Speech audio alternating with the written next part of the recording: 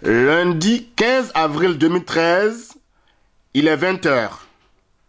Le Premier ministre Charles Konan Banny, président de la Commission Dialogue, Vérité et Réconciliation, CDVR, accompagné du nouveau ambassadeur de la République de Côte d'Ivoire en France, son Excellence M. Charles Gomis, font leur entrée à l'hôtel du Louvre, place André Malraux, dans le 1er arrondissement de Paris.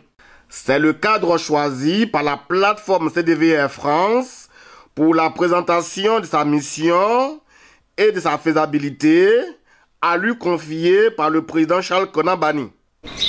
Excellence, Monsieur le Président de la Commission Dialogue, Vérité et Réconciliation, sur votre permission, avant tout propos, je vous prie humblement de bien vouloir observer une minute de silence en mémoire de tous vos compatriotes disparus lors des différentes crises que notre pays a vécues. Et dans le même temps, nos pensées aussi vont vers Madame Odette Kwame, membre de la CDVR de Côte d'Ivoire.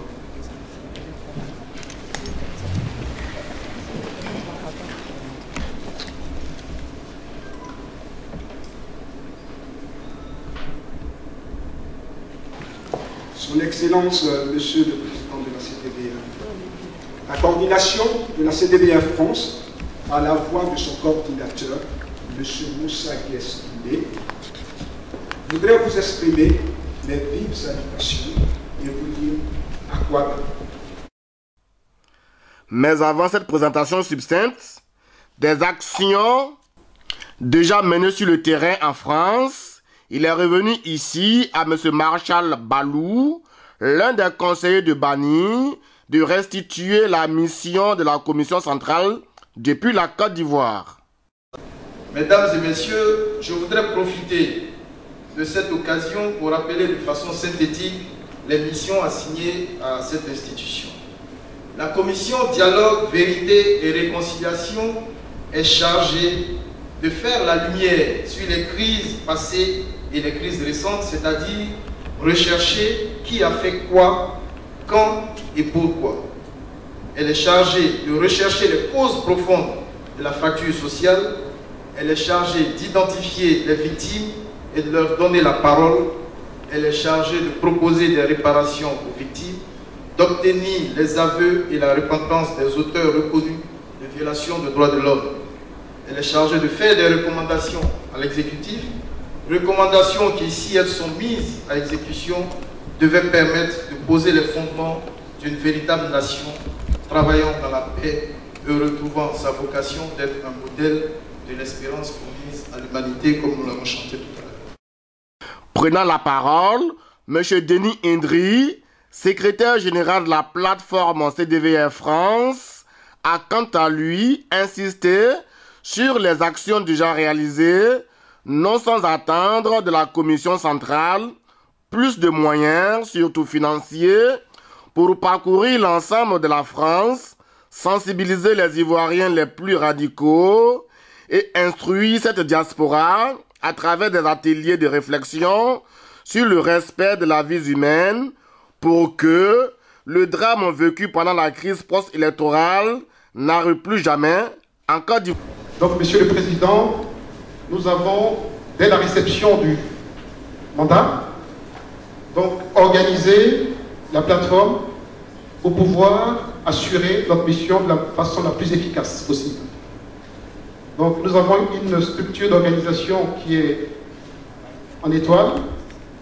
Donc, le coordinateur France qui reçoit effectivement le mandat et qui veille à la réalisation, donc sur le territoire français, de toutes les missions qui ont été définies dans le mandat.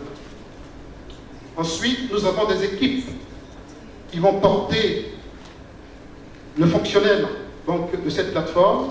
C'est une cellule de communication, donc une cellule nationale qui va gérer toutes les instances des plateformes régionales que nous allons présenter tout à l'heure. Ensuite, nous avons une cellule de relations publiques donc, qui permet effectivement de faire connaître la plateforme auprès des institutions en France. Donc c'est les ambassades, c'est les collectivités territoriales. Et ensuite, Un dernier point, nous avons une cellule jeunesse, parce que nous souhaitons adresser tout particulièrement la jeunesse dans le cadre du processus de la réconciliation. Nous sommes aidés par un cercle de réflexion, donc composé d'intellectuels et de toute personne qui réfléchit effectivement en dehors des bruits, en dehors de toute contingence, pour poser un certain nombre de réflexions sur des questions clés qui peuvent nous aider à orienter, à parfaire notre dynamique de réconciliation. Il y a aujourd'hui principalement 3 plateformes de la diaspora et nous souhaitons, une fois que ces plateformes ont émergé et fait démarrer les activités, nous souhaitons mener des actions en commun. Et il y a un des derniers points que nous souhaitons aussi porter à votre appréciation, c'est une campagne d'influence en Côte d'Ivoire qui serait composée effectivement de délégations venant de la diaspora qui va rencontrer nos parents restés en Côte d'Ivoire. Et donc, dans cette dynamique, nous souhaitons, avant d'engager ce type d'action, nous concerter avec vos équipes pour voir dans quelle mesure cela rentre en cohérence avec les activités de la CDVR en Côte d'Ivoire même. Donc, je vais enchaîner sur la présentation, Monsieur le Président, des personnalités qui ont accepté de travailler avec nous sur la plateforme. Liadé Yasebo, de la région 02. Il est délégué général de la... Levez-vous, s'il vous plaît. Levez-vous. Monsieur Ada Jano, vice-délégué général. Madame Souk Delphine, trésorière. Monsieur Boni Anselme, secrétaire général. Kofi Eouman Paul, délégué départemental. Adam Touré, délégué départemental. Il n'est pas encore arrivé. Madame Pou, Monsieur Pou Luc, pardon. Animateur. Wakou Alain, est-ce qu'il est? Il est à Abidjan, ok. C.A. Luciano. Madame Diara Souba. Il n'est pas encore arrivé. Madame Ouye Martine. Monsieur Seri Etajor. Il n'est pas encore là. Madame Nawa Touré. Monsieur Monson Etienne. Marie-Ange Yao. Kwame Juliette. Seri Garta. On va essayer d'accélérer un peu la cadence. Juliette Cosa. Seri Auré.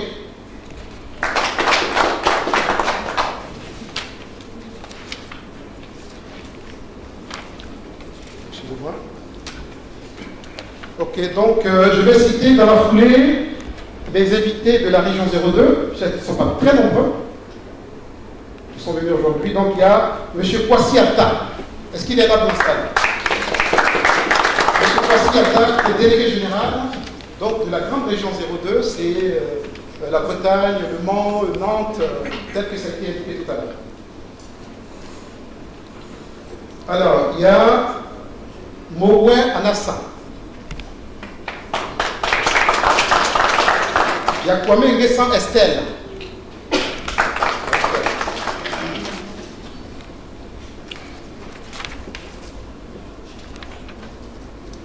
Alors, je vais citer les personnes de la région 03. Donc, c'est l'Alsace. C'est M. Diaby Kader.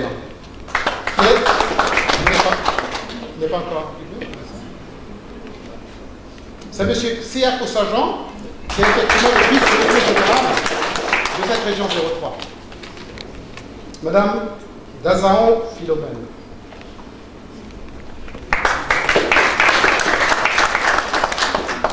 Monsieur C.A. Cédric Herman. Et Madame Goli Maou Léontine.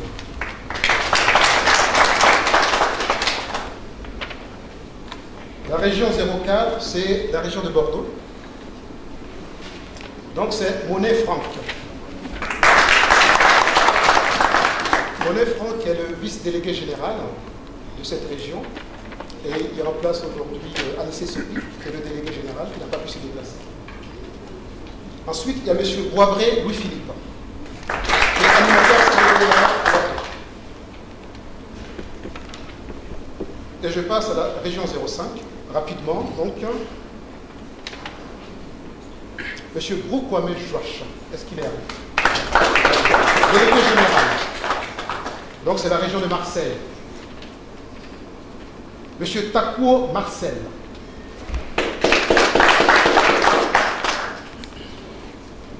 Donc il y a M. Gadji Alain. Et M. Kwame Valère.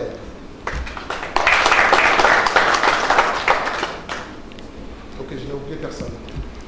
Maintenant, j'ai gardé effectivement, dans l'organisation, nous avons ce qu'on appelle la plateforme centrale. Elle est basée à Paris.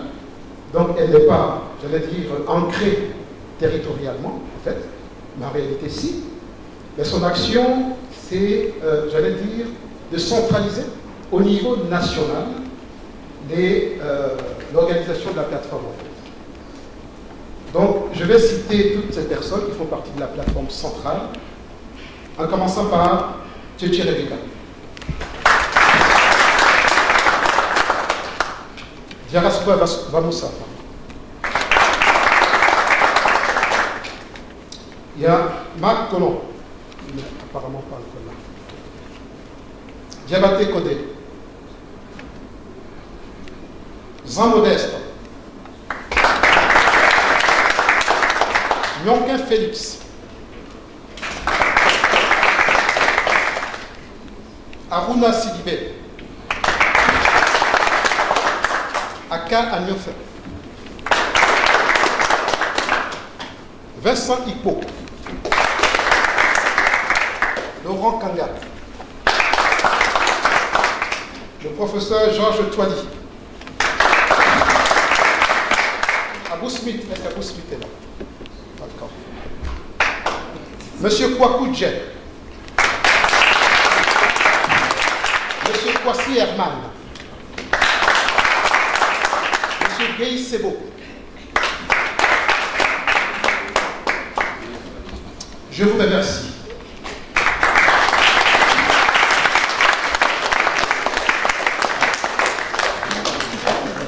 Pour Charles Konan Banny, si la mission a lui confiée par le président Alassane Ouattara depuis le 28 septembre 2011 à Yamoussoukro, ne souffre d'aucune obligation de résultat à l'issue des 2 ans qui lui sont impartis, il est bien clair que la contribution des Ivoiriens de la diaspora, surtout dans la collecte d'informations sur les causes endogènes et exogènes des crises à répétition en Côte d'Ivoire, serait d'un apport important pour non pas la réussite de la mission elle-même, mais son accomplissement.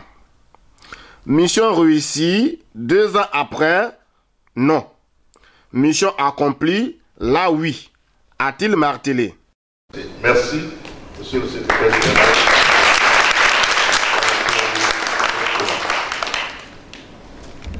Merci, Excellence. Merci pour le travail accompli que vous avez si éloquemment présenté et que nous indique clairement où est-ce que vous en êtes et où est-ce que vous voulez aller, qu'est-ce qu'il vous reste à faire. Cette façon de procéder très pratique aura pour vertu de faciliter le dialogue, les échanges, pour que ensemble nous puissions faire avancer du mieux que nous pouvons ce processus. J'interviendrai donc sur la base de la présentation que vous avez faite, étant entendu que le contexte qui a été décrit par Marshal Balou tout ce que je veux dire s'inscrit dans ce contexte, d'autant que, en indiquant le contexte, il a aussi vous a donné quelques informations sur l'état d'avancement du processus au niveau national. J'interviendrai donc en tenant compte à la fois de votre exposé, mais aussi de ce que Marshal Balou vous a dit et qui est censé vous informer de l'état d'avancement du processus à l'échelon national. Alors nous allons commencer par la fin. La fin, c'est quoi? D'abord du point de vue temporel, je vous rappelle que toute mission a un objet, a une feuille de route, et toute mission s'inscrit dans un espace temporel. La mission qui a été assignée à la commission n'a pas échappé à cela. Et du point de vue temporel, la mission qui nous a été assignée, le temps qui nous a été imparti est de 2 ans. Le 28 septembre 2011, le chef de l'État, au cours d'une cérémonie solennelle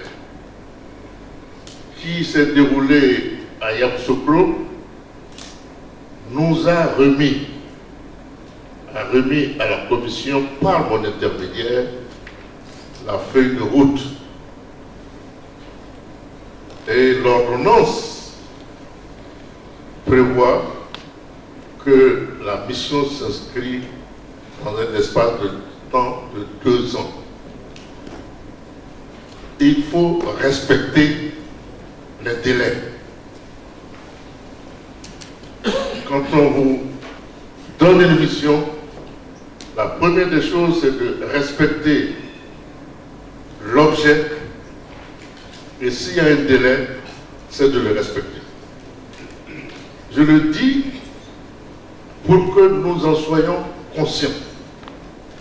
D'autant que, mes frères, n'est-ce pas mieux que notre pays sorte le plus rapidement possible de cette situation?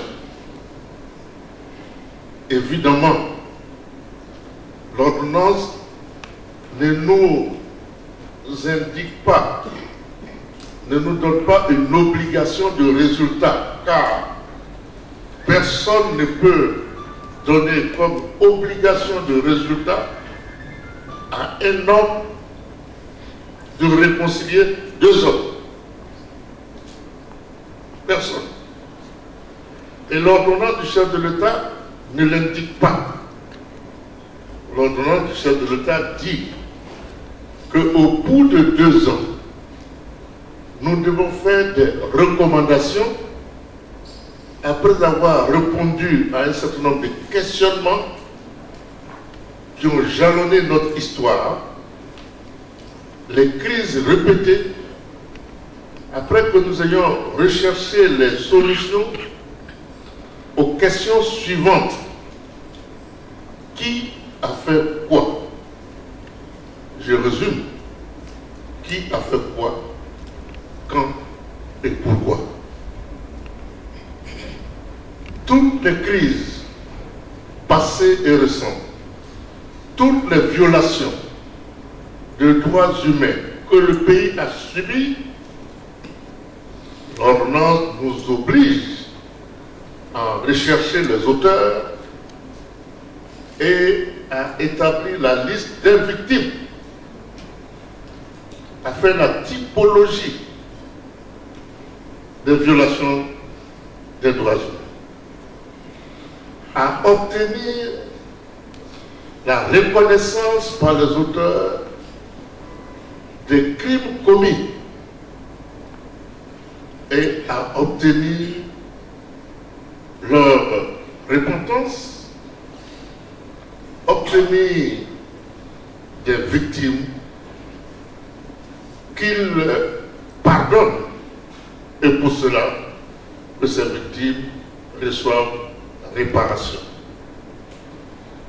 Voici l'essence du travail que nous est demandé. Le deuxième volet, c'est que à partir de là, nous sommes chargés de faire des recommandations pour fonder la cohésion sociale nouvelle, une nouvelle cohésion sociale. Sous-entendu, pour que cela ne se répète pas. Nouvelle cohésion sociale.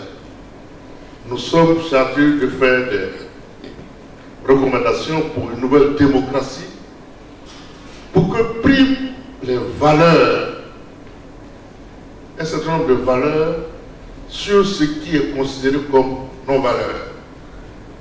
Nous devons lutter contre le tribalisme, le népotisme, le favoritisme, tout ce qui est de nature à mettre en mal l'harmonie sociale et la cohésion sociale. Ça, c'est un volet important de notre mission. Nous devons faire des recommandations.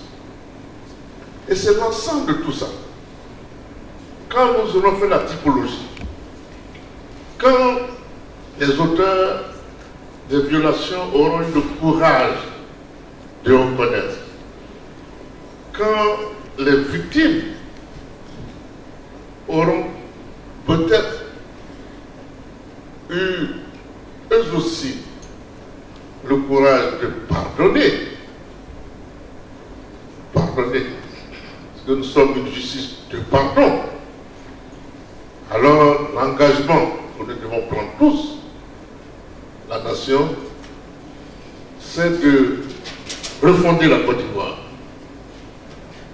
de recréer une nouvelle Côte d'Ivoire sur les valeurs que nous allons proposer.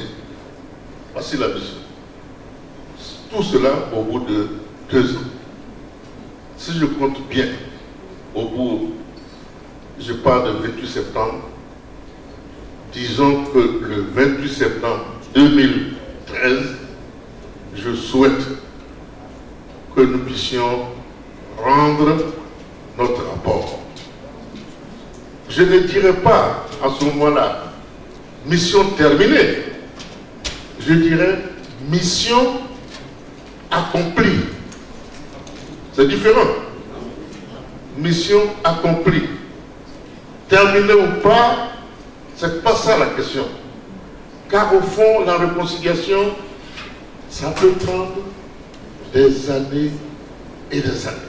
Mais je crois qu'avec la qualité des personnes que j'ai devant moi et la détermination que j'ai sentie, je suis persuadé que si nous nous mettons au travail et nous le faisons, il n'y a aucune raison pour que, au bout de 6 mois, avec ce que nous avons déjà accompli, nous ne puissions pas remettre un rapport substantiel. À cet égard, que nous reste-t-il à faire? Nous sommes pratiquement à la phase où les enquêtes menées par la commission d'enquête, car nous avons une commission d'enquête, vont nous permettre d'ouvrir ce qu'on appelle le tribunal, ce grand tribunal que tout le monde entend, où les victimes seront face au bourreau. Au bourreau, évidemment. Nous n'avons pas la prétention de faire un travail exhaustif. C'est un travail symbolique que, voyez-vous, les victimes, on les connaît. Nous avons déjà une liste de pas mal de victimes. Certaines victimes même connaissent leur bourreau. La question est de savoir, est-ce que ceux-là qui ont commis ces actes auront le courage de venir devant la nation? Vous voyez? Donc c'est ça qu'il nous reste à faire. Ce qu'il nous reste à faire aussi, c'est la réflexion sur les causes profondes. On est très avancé. 2 ateliers ont été déjà organisés. Un symposium va être organisé bientôt. Et c'est là-dessus que vous devez apporter quelque chose. Alors je prends tout de suite sur l'activité, sur l'apport de la diaspora. Quelles sont, d'après vous, les causes profondes des crises répétées que notre pays a subies? Vous avez l'avantage d'avoir le recul. Le recul. Donc, vous avez réfléchi à cela. Voilà une piste concrète, monsieur le secrétaire général. La commission heuristique, comme on l'appelle, qui travaille. Vous devez contribuer à cela. Mettez-vous en rapport avec le collaborateur et alimentez ce travail-là par vos propres recherches, par vos propres réflexions. On n'a pas besoin d'être en Côte d'Ivoire pour savoir quelles sont les raisons qui ont fait que cette belle architecture, ce travail d'orfèvrerie a été brisé. Vous devez le savoir, ou en tout cas devez avoir votre opinion. Il faut donc contribuer à cela. Une mission détaillée dans la lettre de mission ici remise au secrétaire général de la plateforme CDVF France. Bien. Monsieur le secrétaire général, par ce petit geste, je vous remets ce petit document qui est censé représenter l'essence même de la mission que vous avez accepté d'accomplir pour aider au retour de la paix dans notre pays. Je vous remets ce document avec tous mes encouragements. Et je vous demande, bien entendu, d'en prendre soin, de vous en inspirer le plus possible. Et je vous souhaite bon courage. Merci beaucoup.